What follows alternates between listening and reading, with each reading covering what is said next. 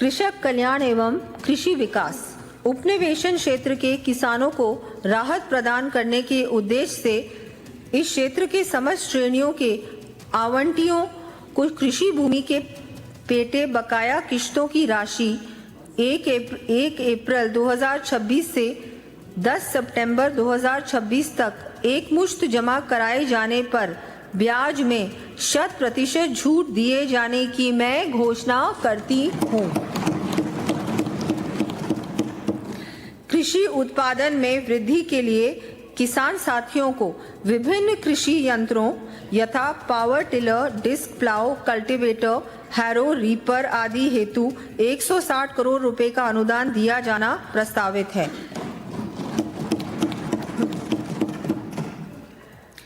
इससे लगभग 50,000 कृषक लाभान्वित होंगे। साथ ही आगामी वर्ष 500 कस्टम हायरिंग 96 करोड़ रुपए की लागत से स्थापना की जाएगी।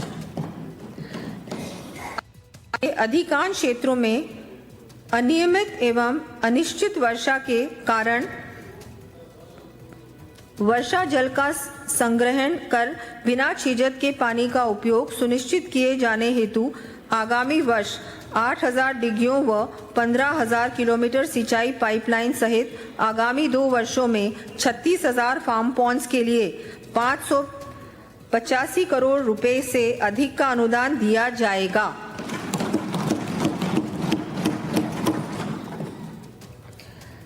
इससे 80,000 से अधिक किसान लाभान्वित होंगे। 80,000 से अधिक किसान लाभान्वित होंगे।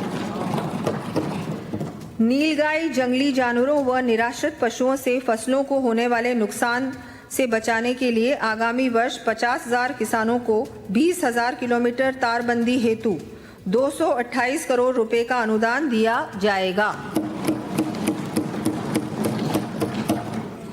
साथ ही सामुदायिक तारबंदी में कृषकों की न्यूनतम संख्या 10 से घटाकर 7 किया जाना भी प्रस्तावित है।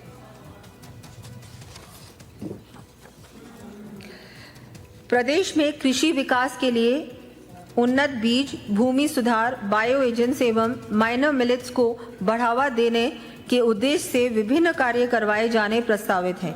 इन कार्यों का विवरण मैं सदन के पटल पर प्रस्तुत कर रही हूँ।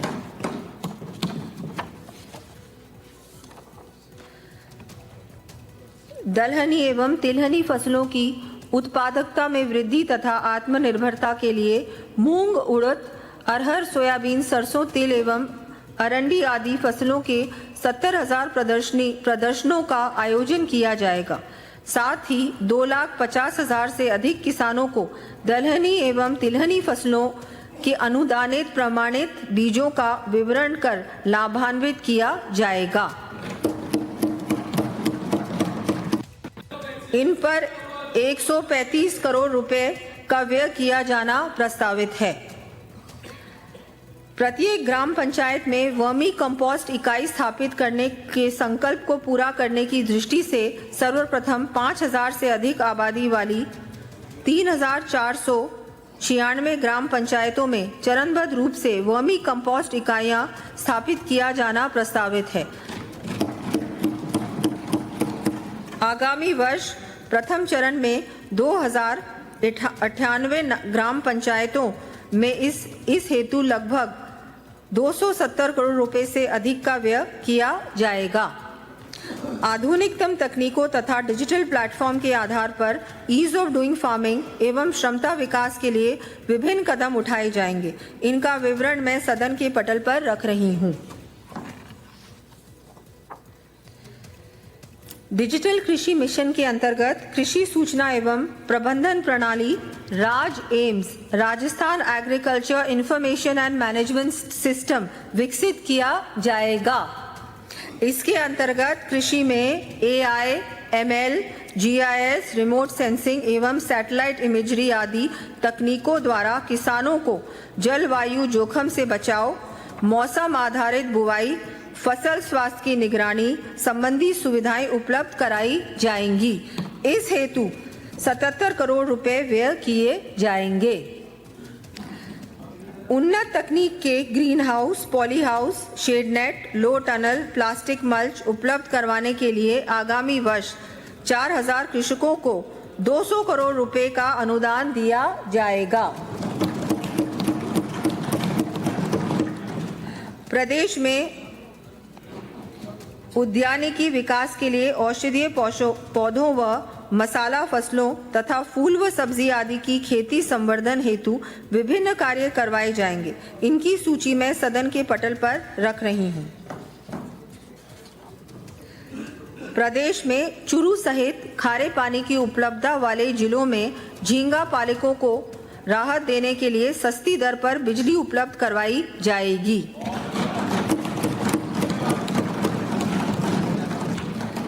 कृषि अनुसंधान, कृषि प्रसार शिक्षा, शिक्षण प्रशिक्षण कार्यों को और अधिक गति दिए जाने के लिए कृषि विश्वविद्यालयों में रिक्त पद चरणबद्ध रूप से भरे जाने प्रस्तावित हैं।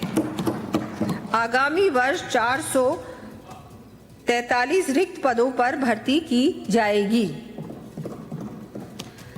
कृषि विपणन एवं सहकारिता, ब्याज मुक्त अल्पकालीन फसली ऋण वितरण योजना के अंतर्गत मैं आगामी वर्ष 35 लाख से अधिक किसान साथियों को 25,000 करोड़ रुपए के ऋण वितरित किए जाने की घोषणा करती हूँ। इस हेतु 800 करोड़ रुपए ब्याज अनुदान कर व्यय किए जाएंगे।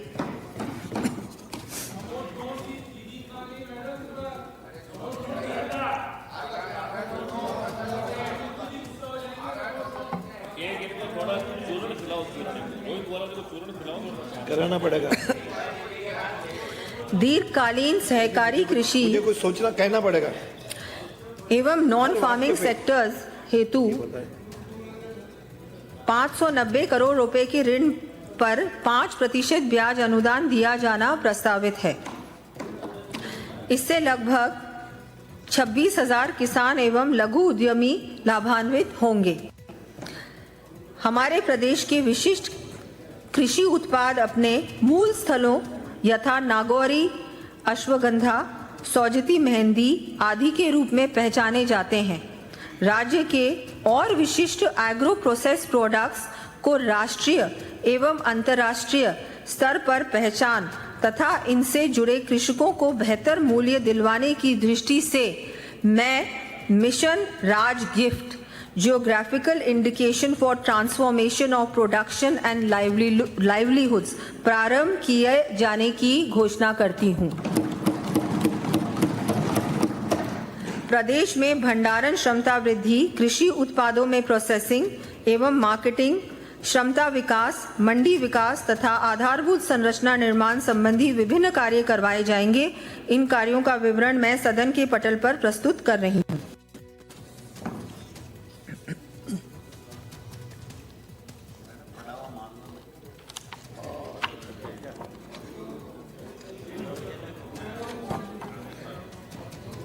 उपभोक्ताओं को गुणवत्ता युक्त ग्रोसरी एवं अन्य खाद्य उत्पाद उपलब्ध करवाए जाने के लिए नवगठित जिलों में जिला सहकारी उपभोक्ता भंडार स्थापित किए जाएंगे। साथ ही समस्त जिलों में नवीन उपहार विक्रय केंद्र शुरू किए जाएंगे। दूर दराज से कृषि उपज की बिक्री हेतु कृषि उपज मंडियों में आने वाले किसानों को गर्मी एवं बरसात से बचाव के लिए शेड निर्माण सहित मंडियों तक पहुंच मार्ग एवं यार्डों में अन्य आधारभूत कार्यों के लिए 350 करोड़ रुपए व्यय किए जाएंगे।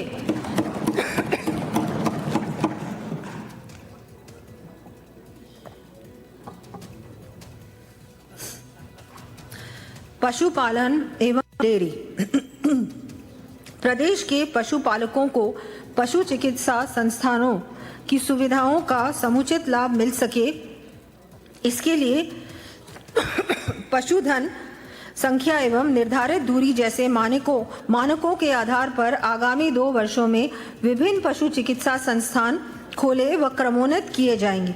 इन संस्थानों की सूची मैं सदन के पटल पर प्रस्तुत कर रही हूं।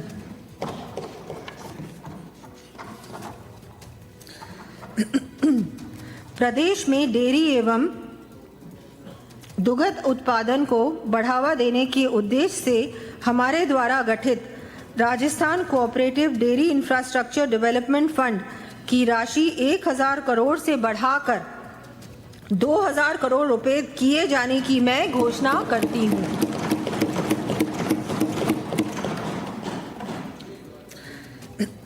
सरस ब्रांड को गुणवत्तापूर्ण राष्ट्रीय डेयरी ब्रांड के रूप में स्थापित करने के लिए एनसीआर, उत्तर प्रदेश, मध्य प्रदेश आदि राज्यों में सरस उत्पादों के आउटलेट्स खोले जाएंगे।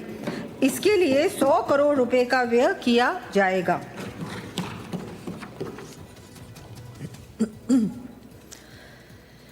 दुग्ध उत्पादन को बढ़ावा देने के साथ साथ दुग्ध उत्पादकों को प्रोत्साहित करने के उद्देश्य से मुख्यमंत्री दुग्ध उत्पादक संबल योजना के अंतर्गत वर्तमान में 5 रुपए प्रति लीटर अनुदान दिया जा रहा है।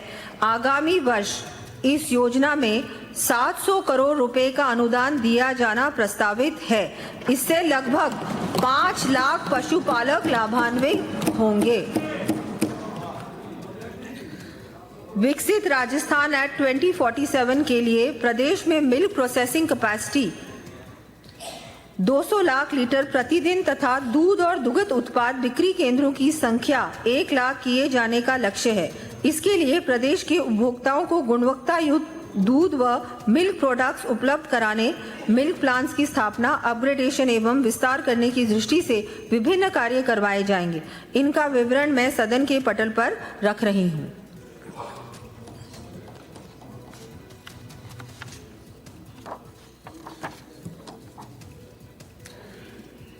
एक लाख पशुपालकों को वैल्यू एडेड दुग्ध आधारित उत्पाद, शुद्ध घी, मावा, पनीर, मिठाई आदि तैयार किए जाने के लिए प्रशिक्षित किया जाएगा।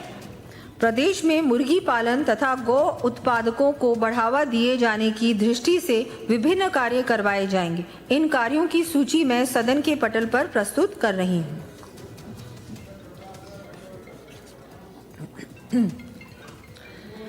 नवा स्तंभ हरित विकास एवं पर्यावरणीय सततता, हरित बजट।